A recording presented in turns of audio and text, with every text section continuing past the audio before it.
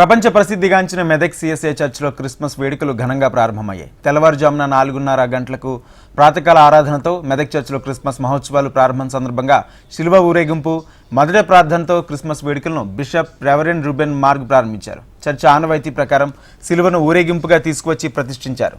మహాదేవాలయం నిర్మించి 100 సంవత్సరాలు పూర్తి చేసుకున్న సందర్భంగా వారం రోజుల నుంచి వివిధ కార్యక్రమాలు నిర్వహిస్తున్నారు.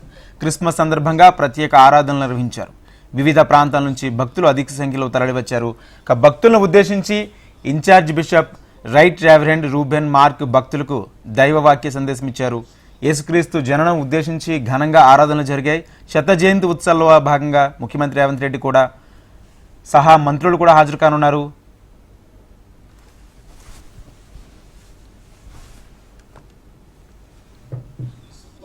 మనము ఈ రీతిగా కూడి ఆరాధించే భాగ్యాన్ని దేవుడు మనకు అనుగ్రహించినాడు.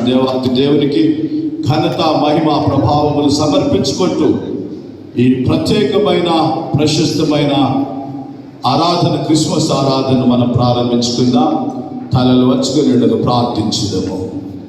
పరిశుద్ధుడా మా తండ్రి, కృప కలిగిన దేవా, నీ ఘనమైన నామమునకు స్తుతులు, స్తోత్రములు, నీ పాదములకు వందనము నాయన. ఈ ప్రత్యేకమైన శత జయంతి ఉత్సవాలు, ఈ పరిశుద్ధ మహాదేవాలయం యొక్క 100 సంవత్సరాల ఈ సెంటినరీ సెలబ్రేషన్స్ యొక్క ఈ ప్రత్యేక క్రిస్మస్ ఆరాధనలో నీకే మహిమ, ఘనత, ప్రభావం సమర్పిస్తూ చేరవచ్చిన సంఘమును, భక్తులందరినీ మీరు దీవించండి. మా ప్రబోధం చేయుటకు నీవు ఏర్పరచుకున్న నీ దాసులు మా ఇన్ఛార్జ్ బిషప్ తండ్రి గారు డాక్టర్ కె రూబెన్ మార్క్ తండ్రి గారిని మీరు ఆశీర్వదించండి. వారి అందరూ మీ వాక్కును స్థిరపరచండి. వారి నోట మీ మాటలు ఉంచండి. వారిపై మీరు ఎన్నతల ఆత్మాభిషేకం దయచేయండి. ప్రతి బిడ్డతో మీరు మాట్లాడండి.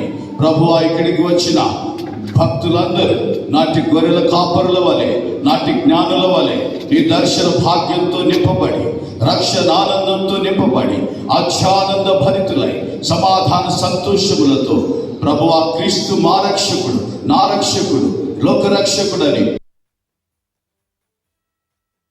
ఈ దినమున మీ మధ్యలో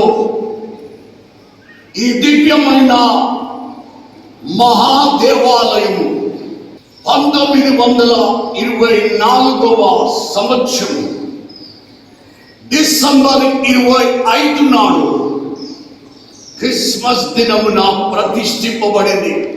ఈ సంవత్సరము డిసెంబర్ 25, 2024 100 సంవత్సరాల సంబరాలు జరుపుకుంటున్న ఈ చక్కని దేవాలయాన్ని మనమందరము ఇలా మనము కూడుకొని ఆరాధించడమే ఇది మన జీవితంలో ఒక మైలురాయి లాంటిది. దేవుడు మనకు ప్రత్యేకంగా ప్రసాదించాడు.